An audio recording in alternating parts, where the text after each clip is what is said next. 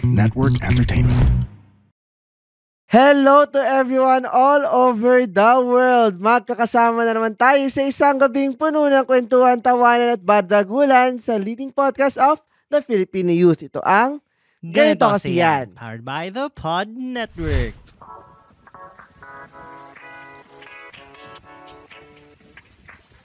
At kasama nyo pa rin ang inyong breadwinner baby boy ng Rizal na minsan bush na lang sa tabi, minsan gusto na lang maging isolated, or minsan may pagka-social butterfly pa rin. Ako pa rin to, si Lance. At ako pa rin ang inyong wandering go-getter na gusto pa rin talagang magsumbong. Kapag Kanino? pagod na ako. Sino It's your pagsusumbongan? boy, Jacob. Huwag kang, So, Jacob, dahil ginamit mo ang kahel na langit. Oo. May napagsusumbungan ka ba? Sumbong mo ba kay Pangulo? Kay someone Parang else? okay nga kung kay Pangulo ko na isumbong eh. O Bakit? Minsan sa ChatGPT ko na nasusumbong. Bakit naman? Bakit kailangan magsumbong? May nakita ka bang anomalya? Flood control? May mga hindi ako ikinakatuwa. Charis. Oh my God. So, Hindi, ka kasi matutuwa. minsan lang hindi ka lang din may things that doesn't go your way and you just want to complain it out to the universe. Kumbaga yung, para bang yung sa may Benguet, yung alam mo yun, di ba, sinisigaw na lang dun sa dating Oo. kontadhana. Kasi isisigaw mo na kasi wala namang makikinig. Ba't walang makikinig? Malay ko. God is listening to us 24/7. Oo, ayun na ang problema. Si God na lang nakikinig. Oh my God. Pero Sabi ni buti na lang sa Defender. atin ngayon, maraming nakikinig. Oo, kaya thank you po sa lahat Oo. po ng patuloy na nakikinig. May nakikinig pa rin pala sa boses ko. Nakikinig Thank you po. at nanonood. Grabe yung, grabe yung spike din ng mga podmates natin in the past recent, weeks. Parang grabe, talaga bang sinusubaybayan nyo kami? Napapakinggan nyo ba kami? At napapakinggan din naman natin sila, di ba? Oo. Kaya naman Kaya may time na. Oo. Para pakinggan ang hinaing ng isang letter sender. Ang galing nga, parehas tayo ng seg dun, ha? Pero bago naman yan, para pakinggan lang namin kayo, please feel free to email at sagutan nyo yung tinyurl.com/gky tugon mo para sa inyong mga comments, letters na makikita nyo sa baba ng episode na to and nakapin yan sa Instagram and sa X account sa amin. So, Jacob, handa ka na bang makinig? Ready. Dahil kakaiba to eh. Alam mo pala, hindi ko pala nasi-share. Ano? Not one, Ano? but 2 letters ang papakinggan natin. So, ito ang pagbabalik ng Tale of Two Tugon po. So, tingnan natin kung ano yung mga papakinggan natin. At parang ikaw ata ang mauna. O, ka muna. Okay. Ikaw muna. Lance, handa ka na ba? May choice ba ako? Oo, wala kang choice kasi kailangan mo akong pakinggan. Okay, papakinggan na kita. Hi, Jacob and Lance. Medyo rant lang to, pero I really need your thoughts. So, ayun. I have this best friend na I only get to see every once in a while. Kasi busy rin kami with life. Gets. So, parang transitioning na. Or, yun nga, Oo, parang or- tayo lang din. Or like, mga working na, or iba na school. Ganyan. Ay, ito parang tayo nga talaga. Pero whenever we do hang out, ang napapansin ko lagi, he's glued to his phone. Mhm. Oh, ba't ka napapangiti? Please continue. Okay, sige. As in, scroll ng scroll, type ng type, minsan tatawa pa mag-isa. Ayan ang OA, yung tatawa mag-isa. Oo, eh. I mean OA in a sense na may kaharap ka na, tapos biglang matatawa out of nowhere. Okay. Gets ko naman na may kausap siya or may nire-replyan. Pero nakakainis lang kasi habang nagkikwento ako about something important that happened to me, parang wala siyang presence. Parang katawan niya lang yung kaharap ko pero attention niya na sa phone. Ang rude lang kasi, 'di ba? Especially, bihira na nga kami magkita, tapos ayun, half of the time, hindi siya nakikinig. Minsan, tuloy, parang napapaisip ako kung worth it pa bang i-open up sa kanya, kung mas interesado naman siya sa notifications kesa sa akin. Ooh. Ako lang ba ang OA dito? Ayan, OA na nga. Ito na nga ang pagbabalik ng ako lang ba. Oo nga, hindi pa tayo ako lang ba? Should I call him out about it or just let it go since baka busy? Baka valid reason naman yung pagka-busy niya. Love, a little bit hurt, and a little bit annoyed. Lance, tugon po. Ako, si Vin. Ikaw, ano? Si Vin. Ano? Choose what's important now. Jacob, tugon po. What matters are the people who are physically and mentally present at all times. Yes. Parang sa ating unang letter, medyo yun nga, yung presence ang ating pag-uusapan dito. Would you say that you are present 100% of the time? Ako, I'd say yes.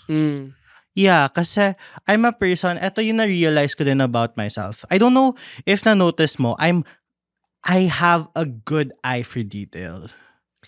Like, in what sense? Kasi alam ko marami ka napapansin. No, not that. But I also, parang, I'm bad at memorizing very, very important stuff. Like, pag memorizein mo ko ng history, hindi. Pero, if you make me remember what happened on a certain day at a certain time, parang good. I'm good. You're good at on those details. Oo. Unless lasing ka. Yeah, maybe. Yeah. Oo. Parang medyo may counter ako dun sa you're What? good at memorizing important details. Basta yung sa LU.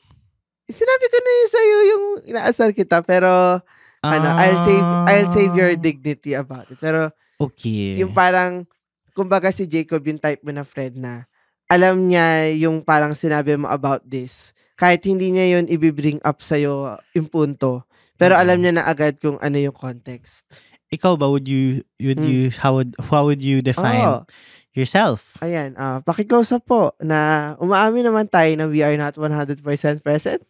And I think you also know that. Ayan, tumatango yung ating evidence. Siguro, parang dati, it's more of, syempre, with busyness in terms of life. Or like kasi there are times dun sa college, diba, na, kunwari, kasama tayo. O kunwari, may meeting nga tayo sa GKY. Tapos, biglang may paparamdam yung orgs natin in a sense, biglang may ganito, biglang may issue, biglang may ganyan.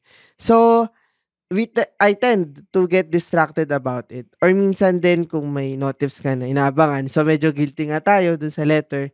It's, nandun din yung parang need to be more present and be more aware of the people in front rather than the people in the phone. Yeah, I believe din. So, pwede mo na akong puksain. No naman. Give ko na yan sa'yo. No naman. I won't puksa you. But I believe din kasi na parang it just shows how much like attention you're willing to give to someone. Especially, ako kasi dun sa sinabi din ni letter sender regarding sa nagkikwento siya about something really important to him or to her. Ako, I would say that's very, for me, disrespectful. Na parang, it will make me also think na parang, okay, if your mind's somewhere else, why won't you be there instead? Go na lang, ganon. Kumbaga, dun sa point din na, alam mo yung mga heart-to-heart talks. Yeah. Yung kunwari, long walks na like, may iyakan pa o like talagang you're really opening yourself up. Yun naman din yung parang moments na alam mo in friendships or in life in general na you need to step up. You need to show up for that person.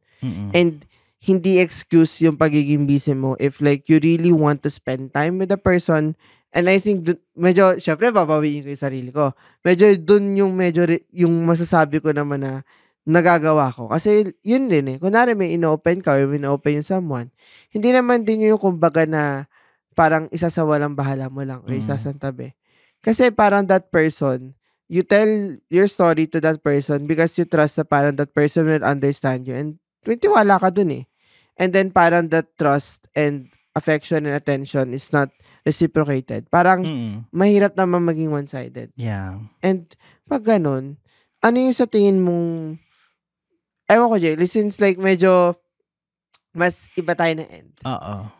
if like sa side ni letter sender, like valid ba? Or like what can he do about it if ever? Ako, what can he do? Ako, I learned this recently. Ako, I guess naturo din to sa akin ng mom ko eh. Kasi ako, there are times din na biglang kunwari nagsasalita and then nagta-text ako, nagta-type ako. Ako, I learned this. I don't know if I was able to do this to someone or to people. Yung magkikwento ka, tapos parang napapansin mo, the attention's not on you or parang the person is busy somewhere else. I learned to do this. You stop. Talaga? Yeah. Somebody was on the receiving end of it. Na parang nagkikwento ako about something that happened and then everything. And then, parang na-notice ko na the mind wasn't there. Phones were typing and everything. And I was like, and then nagsabi siya, yes, continue. And then sabi ko, no, finish that muna. Because that's, okay. I wouldn't name people na lang. Because I also wanted to protect the person. Kasi syempre, but it's also telling na I can see, I can notice. I know that even if I'm talking, your mind is not giving present. So I'm letting you be. I won't talk until you're ready to listen. Because ko din yun eh. Parang if you are also the one doing it, you also realize na the information is not getting to you. Kumbaga parang white noise lang eh. Yeah, kasi para ka lang nagpapaingay dyan and then your mind is thinking, ano yung itatype mong reply dun sa person na kausap mo. So, that's what I learned. Na parang if the letter sender has a friend that doesn't listen to you or parang has their mind somewhere else, stop. Stop, let them know that what they're doing. Stop and let them finish muna para makita nila na, okay, I can see you. Especially when it comes to like yung parang friends na talaga, not mere acquaintances but really friends. Yeah. Kasi parang syempre when you get close to people, you set expectations on them. Yeah. Expectations that you can trust them, Yeah. that they can hear you, they can understand you, and they can be there for you. Kasi yun naman yung lagi natin sinasabi when it comes to friendships. And if like hindi man ma-reciprocate yun, and if like you also know that you value that relationship, regardless of that, then it might be hard, it might be difficult, but there's also that need, yung sinabi mo nga, yung parang at least to remind or at least set that expectation na kaibigan kita, sana pakinggan mo ko. Actually, hindi nga siya reminder, it's a call out. Call out. Yeah. Parang hindi naman siya din in a way na, well, medyo namumuksa, pero it's not, hindi naman yun parang ayaw mo na sa tao. But kasi, alam mong mali ginagawa. Yeah. I think people also need to be reminded din kasi na parang people think kasi na maybe I guess this is my psychoanalysis na parang people think that you'll always be there na parang there's another opportunity to hang out. So if ever next time na kita papakinggan or whatever or parang okay, mahaba-haba pa tong hangout natin. So, marami ka pa may kwento. So, let me finish this. So, parawan ko. But, I guess, that yung given mo nga na-mention mo yung about being friend. Yung parang friends and everything. Expectations.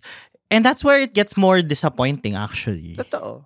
Yeah, it's very disappointing and sometimes it's disrespectful, actually.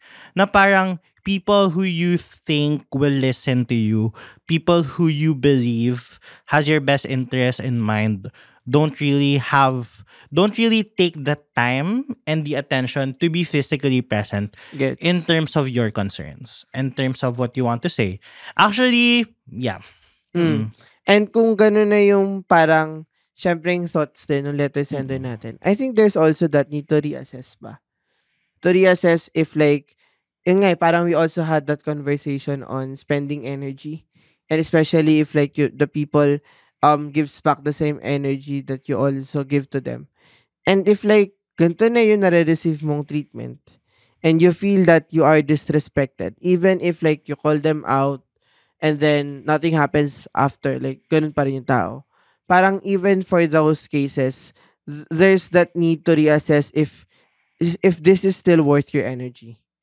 Kasi if it's not worth your energy anymore, and that's not the kind of relationship or friendship that one should pursue. Especially ngayon nga, sinabi mo din na limited din masyado yung time ngayon for hangouts. As in, kung yung next time na yan, next year na yan, next month or what, yun din na make every moment count. Wow! Yeah. Totoo din naman. And I think dahil we should make every moment count, magandang seg na to dun sa next letter natin. Wow, okay. Na I think ito naman kakaibang friend siya.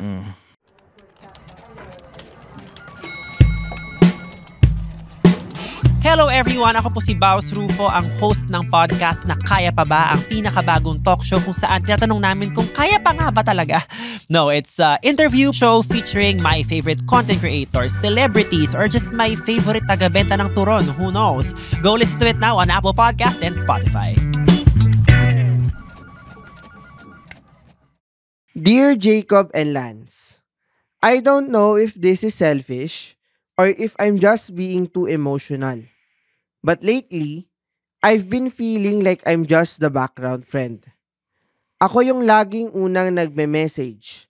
Ako yung nagre-remind kung kailan may exam, kung kailan birthday ng isa nating friend, kung kailan kailangan yung uminom ng, grabe naman, ng tubig o magpahinga. May ganito kang friend?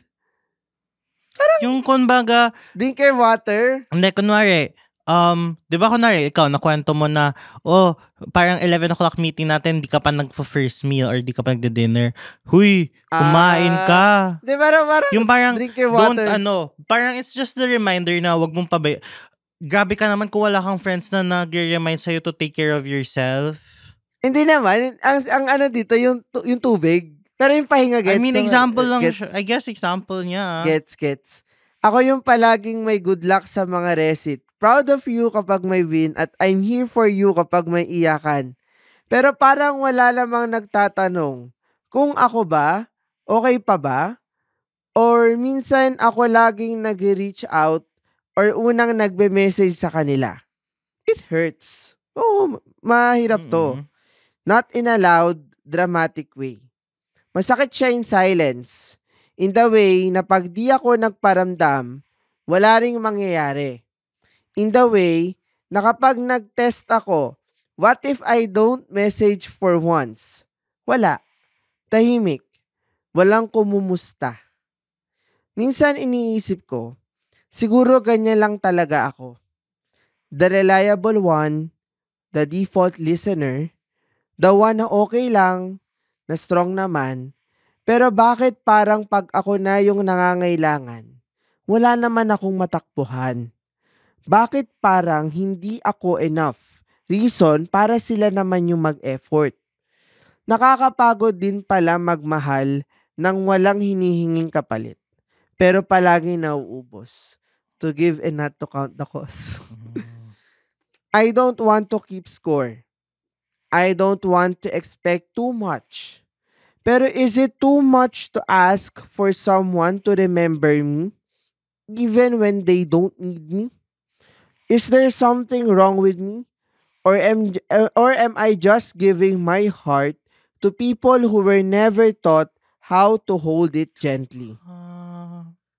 Nagmamahal, background friend. Jacob, tugon po. Friendship is a two-way street. Don't give energies to people who won't give you back your energy. Energy giving. Tugon po. Mahirap maging kaibigan para sa mga taong hindi ka kinikilala bilang kaibigan. Kaya't importante na piliin mo at mapatunayan nila sa'yo yung tunay na kaibigan na hindi na lang doon sa simpleng kumustahan, pero doon talaga sa makikilala ka. Ang bigat.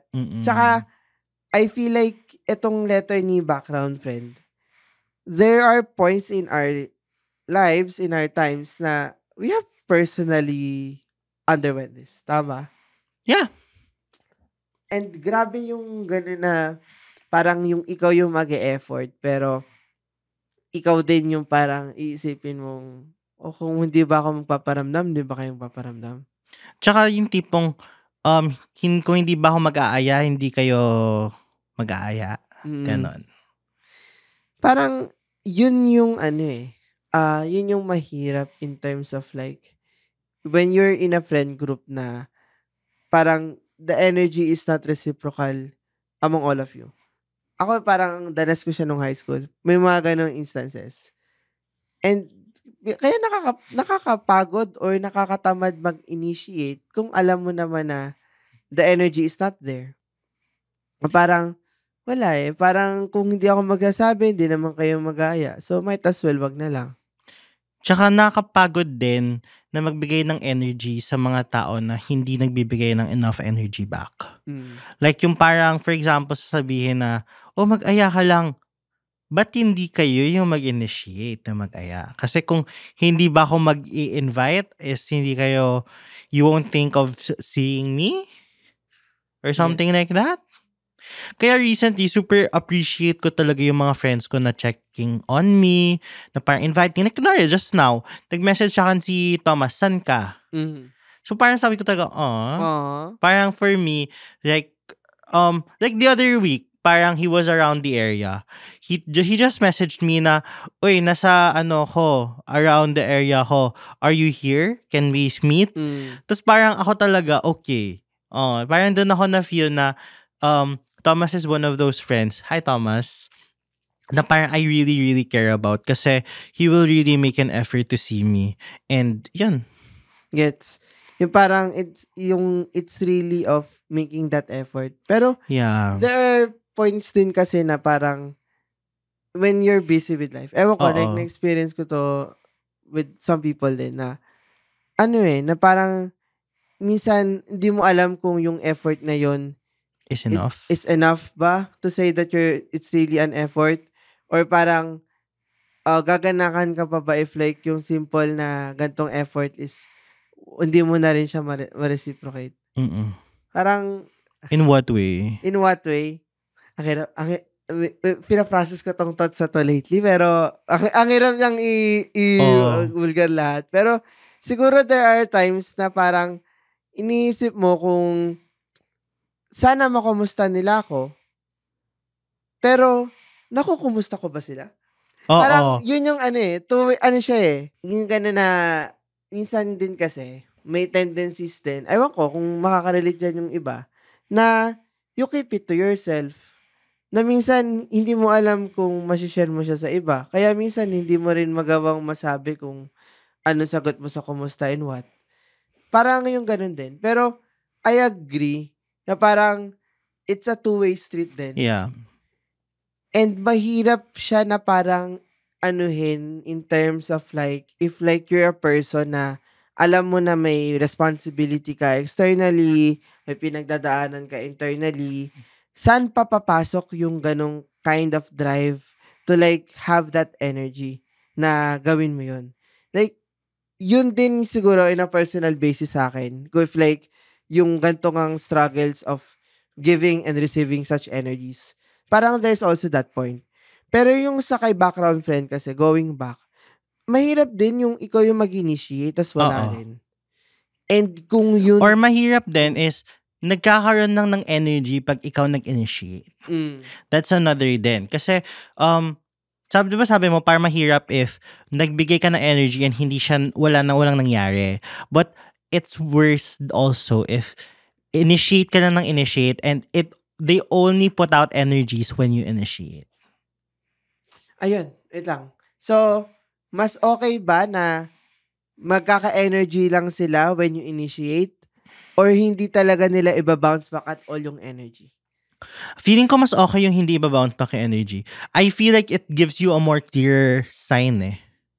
Okay. Kasi for me, for example, you only, kunwari ikaw, let's say I personify it as Lance. Hypothetical. If Lance does that na parang Lance will only see me if I reach out to him. Lance will only message me if I message him.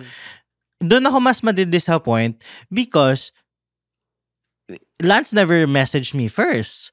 It's only Kumbaga yung first move. yeah, it's always the energy is given only when you are given energy.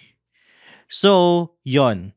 Rather than, for example, ikaw, minessage kita, hindi mo ko reneplyan or hindi mo ko binigyan ng energy. I feel like it gives you a clear, it gives you a clear sign na, okay, now that we're here in this era, I don't think he wants to give energy pa. Like, for example, I have this one friend na parang, I was giving energy to, parang I was trying lang one push or parang two pushes. Na parang, oh, let's meet, ganyan. I haven't seen you in a long while. Tapos biglang, hindi sinin, naka-delivered lang. And, okay, sabi ko, okay, maybe you're busy now and maybe our energies don't match right now. So, I will wait until you're interested. Let me bounce. Talagang, it's really a matter of, mahirap siyang gawin per person eh. Na parang may iba na mag-bounce back ng energy. Minsan nga, yung sila pa yung mag-check up on you. Minsan, ikaw yung mangungumusta, pero wala ring ganong giving. Oo.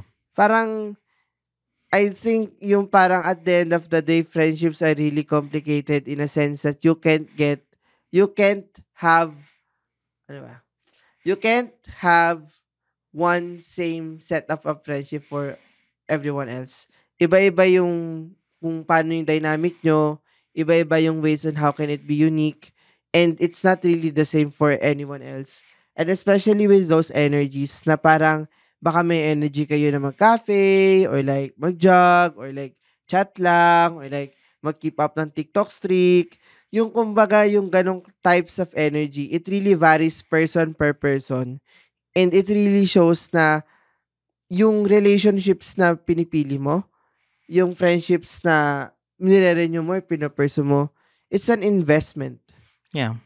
Friendships are investment to the point that the return of such investment wouldn't really be about profit or like the material amount or like the number of birthday greetings that you get every single birthday, but rather yung memories and core memories na when you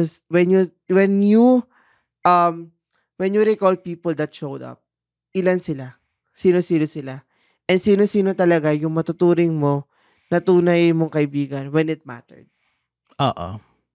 And I agree with you there on the investment. Hence, I guess as someone then na parang wants to incorporate finance on this, wow, it's really important to be wise on your investments. Invest where there are chances of growth. Na parang for me, it's really important to always go after or look into where you have invested your energies into. And see whether these have generated returns, ROI, may ROI ba? Not in terms of anong mga binigay niya sa akin or what, or how you have grown with that person. Or parang how deep, parang that's the goal kasi dapat going deeper into the friendship. Or paano ka naging better as a person. Yeah. Or parang is it value adding to you? So, if not, I guess it's time to reconsider. Kasi it's hard then, maybe then if nakikita mo na walang patutunguhan yung energies na binibigay mo, maybe it's a sign to divert your energies and put them somewhere else. Totoo. Yeah. And yung sinasabi naman namin, the investments and like ROIs and such, hindi naman siya ibig sabihin na medyo adulting words na siya. It's like, it applies to life after college. Yeah. Kasi even if like you're a student, yung ganyan na, baka mamaya paibigan ka lang nila kasi magaling ka maggawa ng reviewer or may cafe shop kayo or may kotse ka or basta maraming reasons na pwede ka maging kaibigan ng isang tao. Pero kahit maraming reasons para maging kaibigan ka, hindi ibig sabihin dun is marami rin silang dahilan para piliin ka. Especially in times that where it matters most. So, it's really more of reassessing talaga na hindi siya dun sa dami din nung mga kaibigan mo. Hindi siya dun sa sabihin mo nga na pag may birthday party ka, 40 na tao yung atin. Wow. Well, 40? I mean, Ano lang, hypothetical. Sabi ko 14, sabi ko, parang birthday party ko yun ah. O 40. 14 yung 40 sabi ko. Hindi siya yung ganong kadami na parang isang buong classroom mo, isang buong resort yung pupunuin mo. Pero ilan ba sa mga taong yan, yung kapag sabihin mo na pwede ba tayo mag-usap? Yung alam mong kailangan mong may malapitan.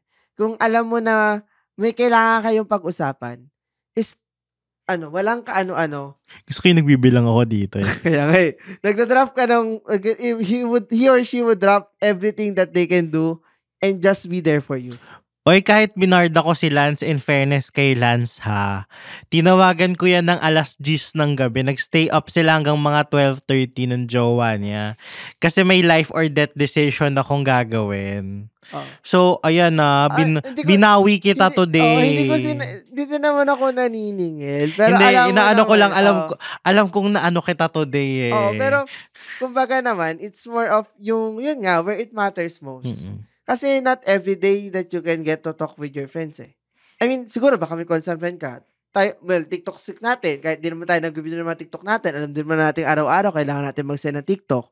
Pero kumbaga, yung mga times na alam mong, yun nga, big life decisions, personal crisis, na kailangan mong may i-share or may malapitan na tao. Sino sasabihan mo? Ako, ChatGPT. Wala. Sino yung pagsusumbungan mo? ChatGPT. Sa tingin mo, dahil kanina ka pa nagbibilang, medyo, hindi mo marami-rami, but substantial ba yung mga taong kaya mong pagsumbungan? Ako masasabi ko kasi quality over quantity. Substantial nga. Substantial. Oh!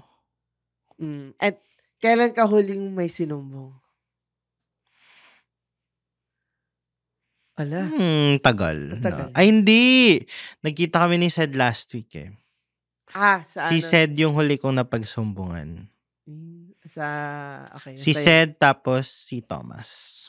It's talagang it's really a matter of dun sa kung sino ba.